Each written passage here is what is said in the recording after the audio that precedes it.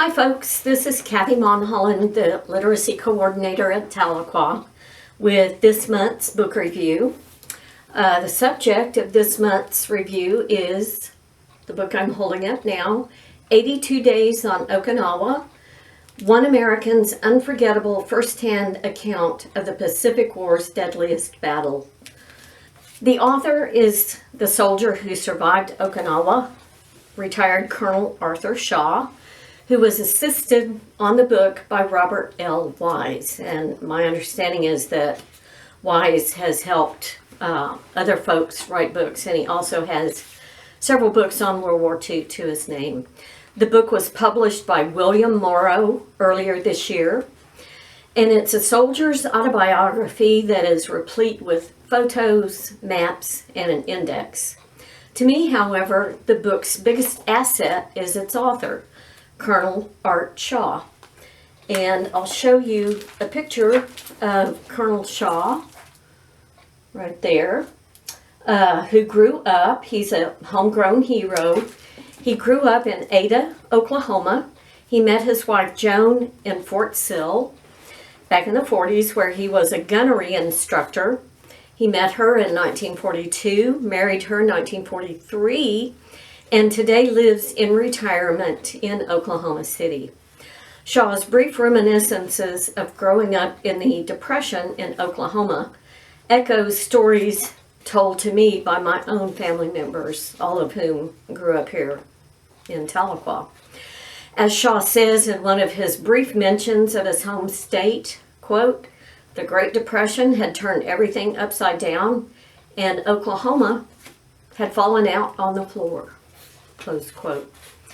During World War II, Shaw was Major Shaw, with the title of Colonel coming to him much later after the war. During the battles for Leyte and Okinawa, Shaw was a field artillery unit commander in the 361st Field Artillery Battalion of the 96th Infantry Division in the U.S. Army. The division was known as the Deadeyes, in quotes. Shaw explains that this nickname probably arose as General Claudius Easley, one of the Army's crack shots, had been one of the trainers of the division. As Shaw explains, quote, "That old sharpshooting Texan left his mark on all the men. They were expected to have eyes like a mountain lion and trigger fingers as steady as Easley's. Somewhere along the line, that translated into Deadeyes," close quote. The book begins almost in the middle of the battle for Okinawa. Shaw was told upon jumping out of his landing craft, quote, "Congratulations, Major Art Shaw. You did it. You're the first man on Okinawa," close quote. After Shaw demurs, the tank commander concedes, "But you are the first 361st Field Artillery Battalion soldier to set forth on Okinawa, the first actual fighting man. You still got congratulations coming your way," close quote. After a successful landing and troops quietly coming ashore, bitter battles began and continued throughout the 82 days Shaw and his unit spent on Okinawa. Shaw's unit didn't battle incessantly, of course, but they saw their share and did what they had to do. As Shaw observes, quote, "Our soldiers proved equal to the task, and valor was equally evident," close quote. One thing that Shaw does effectively throughout the text is list by name all the men he knew on Okinawa who were wounded or killed in action, and the medals they earned for their bravery.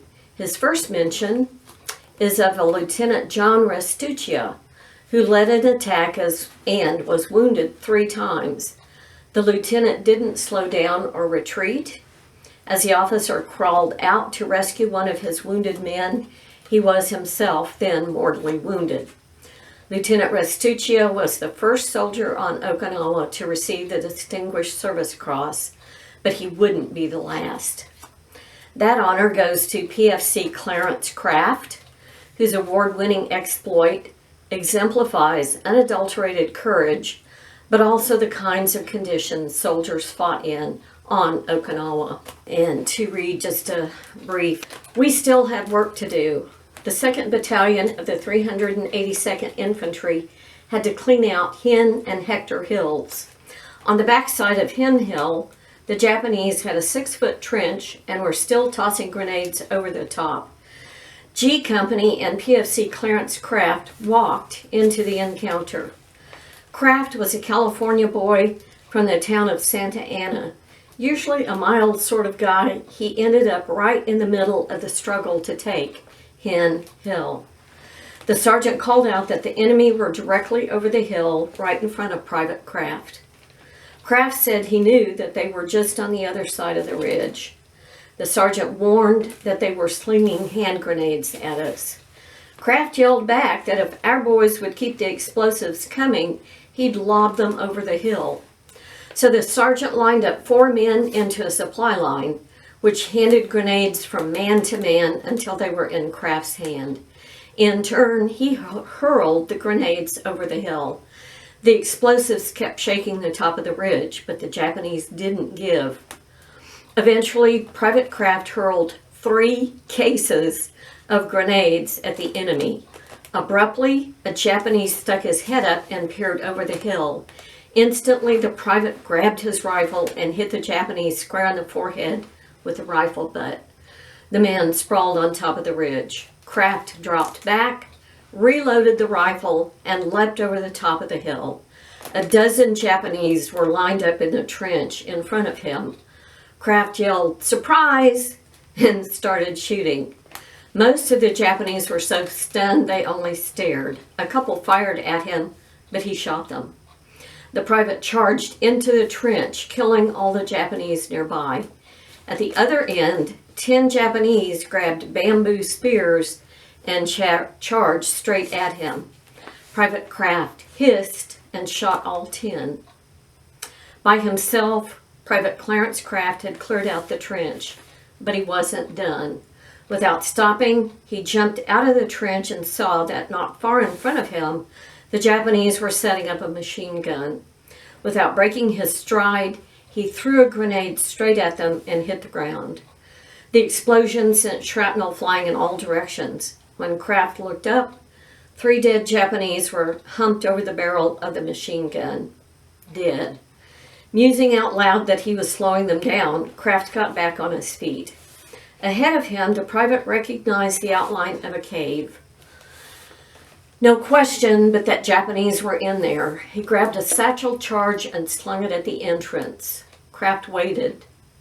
Nothing happened.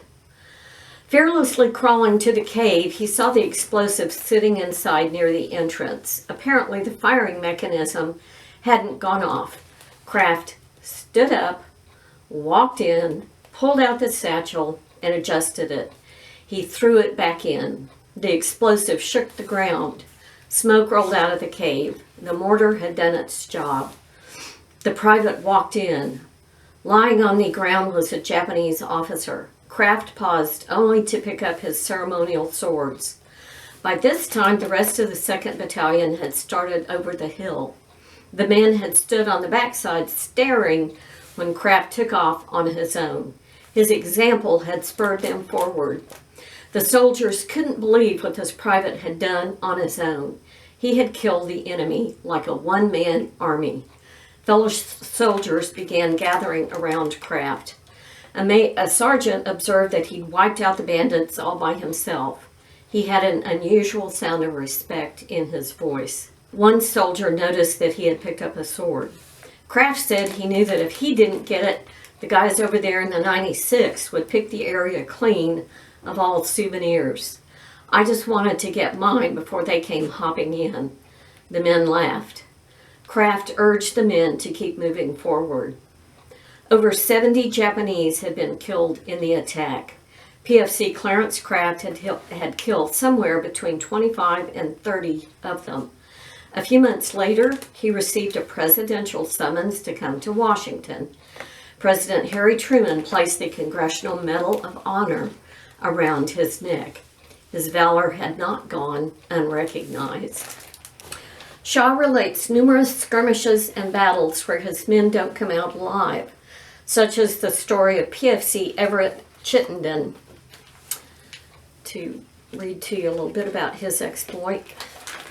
The assault proved to be particularly brutal on most of our men. In the exchange, the platoon leader had been killed, along with every commanding officer. PFC Everett Chittenden looked around and realized he was all that was left. One of the men said, "You're all we got. We just elected you the chairman of the board. Let's go."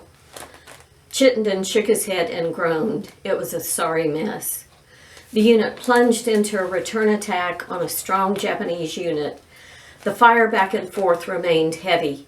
Chittenden leaped into action, hitting the Japanese that had previously killed their men.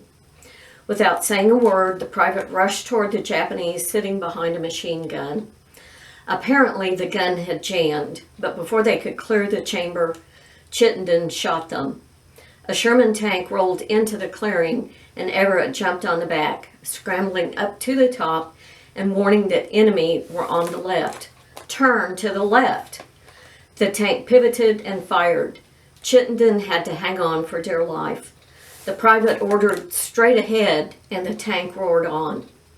Chittenden quickly recognized that snipers were firing at them from behind trees and had to be taken out. If they didn't stop the assault, the Japanese would just keep picking off soldiers. The PFC ordered the surviving men to knock out the lousy bad news bears. He charged into the bushes with the men behind him. Chittenden caught the first sniper, loading his rifle, and cut him down. Without slowing, the private turned in the direction from where he could see a rifle firing. Dropping to a knee, he watched for a moment. 40 yards ahead, a face peered out around the trunk of a tree. Everett nailed him on the spot. Chittenden called to his men to clean them out. The unit walked a short distance when another sniper dropped one of the men. Before the Japanese could retreat, Chittenden struck. The men broke through the trees into an opening and cautiously looked around. They thought they had cleared the area and rolled the enemy back. A rifle shot cracked from a ridge in front of them. Chittenden swayed for a moment before falling face forward. The men pulled him back into the trees, but it was too late. PFC Everett Chittenden posthumously received the Distinguished Service Cross. After so many battles, American casualties, and Japanese tactics, it is a relief to get Shaw's takes on other topics. Among the most poignant anecdotes is when Shaw's artillery unit learns of the death of President FDR, Franklin Delano Roosevelt. The men started laughing. Abruptly, the walkie-talkie phone rang. Sergeant McQuiston answered. "What?" The sergeant's voice rose an octave. "You gotta be kidding." For a moment, each man fell silent. "Sounds like we're getting ready to fire up," Morris said. "When?" McQuiston asked in a softer voice. I see, he said slowly. I walked over to take the phone if necessary. Sounded like an attack was imminent. "Tell everyone?" the sergeant asked. "Okay." He hung up the phone slowly. "Can't believe it." "What?" I said. "Don't just stand there. Tell us what's happening." McQuiston took a deep breath. "The President of the United States died. President Roosevelt's gone." The men stared. "Can't believe it," PFC Lewis muttered. "I'll be damned," Swingin' Bill said. "Talk about the unexpected. What's going on?" "Command is sending out the word to all units. The President is dead." "President of America?" Lewis asked. "The United States," McQuiston nearly shouted. "President Franklin D. Roosevelt died of a stroke in Warm Springs, Georgia." "God help us," Morris exclaimed. "Don't get your underwear in a knot," Swingin' Bill said. "What's all that got to do with us out here in the Pacific?" He shrugged. "The country will go on. Always does. Whoever is vice president will take over." Men began walking over from the other howitzers. "What's this about the president?" Didn't quite get the story straight. "Yeah, give us the scoop." "You sure you got the message right?" "Came from command," McQuiston said. "Apparently, the president has had a stroke. Must have occurred last night." Equally affecting is what Shaw has to say about war's effects on one's identity and behavior. Funny thing how war affects one's identity. We all started out as average young guys growing up in average American towns, doing average things like playing baseball or tormenting the girls before going after them. Most of us grew up milking cows on farms. Just easygoing kids trying to wiggle a dime out of someone so we could see a cowboy movie that week that included a cereal. Most of us were a little on the mischievous side, but meant no harm. Then Uncle Sam picked us up, shaved our heads, and ran us through 13 weeks of hell. When we came out of boot camp in uniforms, whatever had been was gone. We were loaded up on ships and sailed off into a world that we virtually didn't even know existed.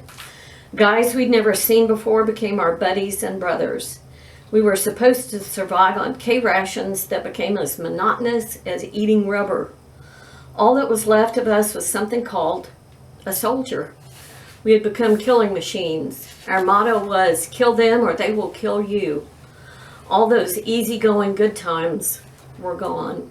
There are also references to Hacksaw Ridge, also known as Sawtooth Ridge, or its proper name, the Maida Escarpment, war correspondents, Tokyo Rose, and the civilians who lived on Okinawa. He started digging around the edge. Abruptly, the entire brown piece broke loose and turned over. "I'll be damned, this is the door to a cave." I stared down into the hole. 6 people looked up at me with fear in their eyes. The women were shaking. They were huddled together and looked terrified. "God Almighty, that's where the women went. We got a village hiding down there in a cave." The soldier motioned with his shovel. Come out of there," he shouted. They began to move. 3 men, 3 women, and a boy started to climb out. The men had on short pants and long, short-sleeved shifts. The women's dresses hung down to their ankles with a rope tied at the waist. Long black hair draped over their shoulders, and they were barefooted. The boy only wore short pants with no shirt. Their eyes said it all. I am sure they expected me to shoot them on the spot. They huddled together like captured prisoners. Obviously, they were only natives trying to escape the war.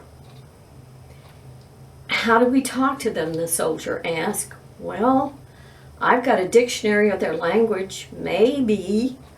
I pulled a small red book out of my back pocket and started thumbing through it. Even saying the words was tough. Finally, I tried. "Friend, am friend." Their eyes flashed and they started bowing. "You hit the jackpot, Major." And ultimately, they do make friends with these people. The soldiers also on Okinawa had set up refugee camps, and anyone that the soldiers could persuade to go to a refugee camp took them in, educated them, cleaned them up, fed them, and so forth. There were also several mentions of, this really blew my mind, who knew? Spam. Ugh. That's kind of what the soldiers think about Spam, but nevertheless, they ate it. I walked away from the command center thinking about what was ahead the next day. Frankly, I had to give accolades to the men. They had physically endured the most difficult conditions with virtually no grumbling. Well, not many of us were excited about eating Spam, but the guys bit their lips or joked about having leg of pig for supper. The 381st and 382nd were one tough bunch. And some more Spam. Darkness began to settle, and it was time for one of those wonderful gourmet delights of such delicacies in sea rations, which were pre-cooked, ready-to-eat canned goods with such wonders as Spam. And as an aside, he says, some poor pig had given his best for the army. Of course, there might be K rations that were supposed to pep you up. Actually, the D rations were chocolate bars filled with goodies like nuts, which were really the only item worth tasting. However, after a day in the field jumping from ditch to ditch, you'd eat the bark off a tree and not mention it was on the dry side. So, who knew? Spam. There is also a poignant episode with a sergeant who has slipped into mental illness, and evidently that was a not uncommon happening. As Shaw says, after a couple of beach landings, sometimes men just fell apart. But the example he gives is this: "Major, could I have a moment of your time?" I looked up. The sergeant before me appeared to be like any other soldier. "Sure, what can I do for you?" "I'm Jesus Christ," he said slowly but with certainty. "You don't have to worry. I'm going to take care of you." He was as serious as a hand grenade. I studied his face. His eyes were blank. "What about me?" the medical officer asked. "Well, I don't know," the sergeant said. "I haven't given you any thought, but I'll consider the matter." He turned back to me. "Thank you, Major Shaw. Don't worry." The sergeant walked off. "You'll be fine." "He's gone psychotic," Raleigh said with a gasp. "The guy's stark raving nuts." "I'll report him to the division psychiatrist," I said. "They'll have him shipped out immediately." Sometimes that's what happens after a couple of beach landings. Men just fall apart. Their minds explode. Finally, the war's end is in sight, and then it's over. In the days immediately after the war ends, the soldiers become bored, and sometimes dangerously so. So the Red Cross acts quickly to set up centers with games, movies, popular music, and beer for the GIs. Then, someone got a bright idea. A newspaper called the Deadeye Dispatch was started to both entertain and inform the men.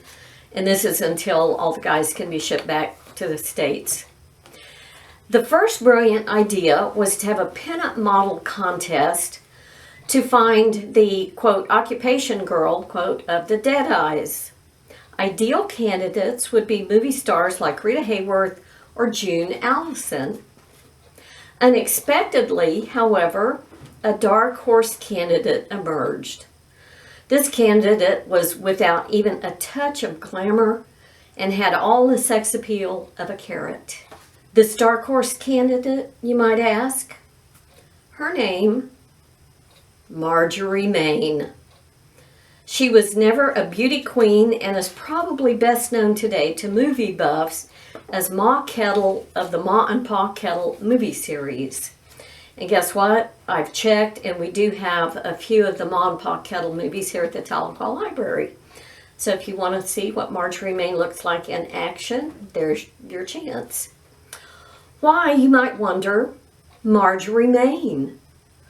Supporters in the 361st Field Artillery Group argued that Miss Main was just who they needed to represent, quote, the rugged, knock-em-dead values, quote, that had led them, the Deadeyes, through the toughest battles of the war.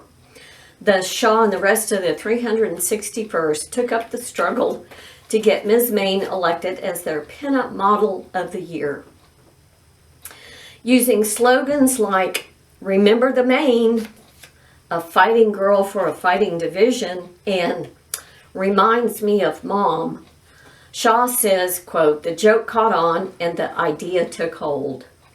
Ultimately, colonels and generals got in on the act, and so did, not surprisingly, the division's public relations department. When Maine won by over 6,000 votes over her bathing beauty competitors, the Deadeyes PR men published the news all over the U.S. The result? The average man on the street in America knew more about the Deadeyes than any other division in the war. When she got the news, Maine was speechless and overwhelmed. She immediately set about autographing photos that were sent off to General Bradley and promised to meet, quote, her boys, quote, when they sailed into the harbor, because all the ships were coming back into California. Maine was as good as her word. As the first contingent of the Deadeyes arrived in California, she was there dressed as a cowgirl and swinging an old-fashioned six-shooter. Hoisted onto the shoulders of some of the men, she toured the ship and met all the soldiers. Later, at Camp Anza near Los Angeles, Maine insisted on helping serve, again, quote, her boys lunch.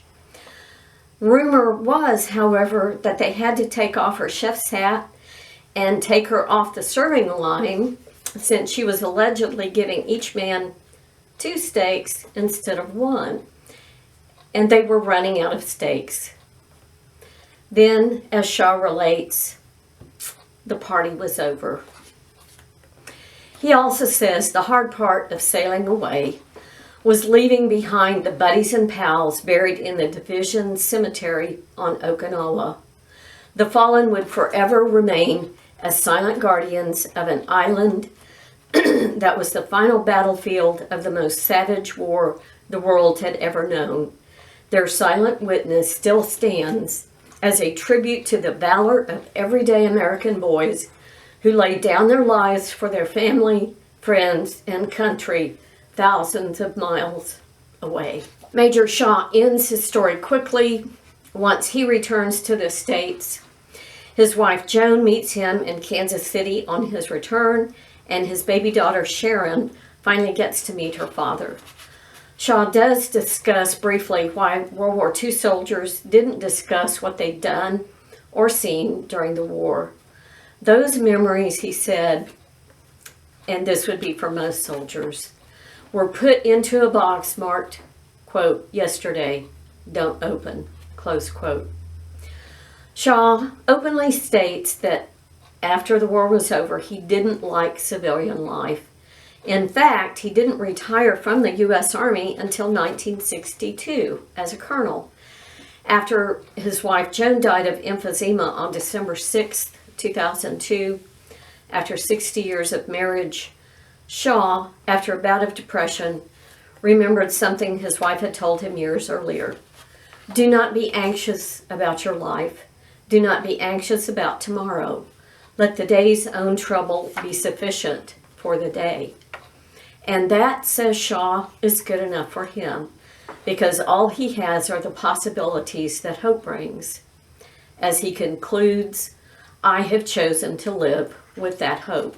This book makes compelling reading for the most part, and for anyone who seriously doubts the savagery that is depicted in the book on Okinawa, I recommend they watch the movie Hacksaw Ridge. If you don't want to watch all of it, watch the last half once the troops reach Okinawa, which narrates only one 2-day battle on Okinawa in all its inhumanity and viciousness. I do have a few items that I think need to be corrected in the book's second edition. The first, the print on all the maps in the book is way too small. You would need a lighted magnifying glass to be able to follow the battle movements that Shaw describes.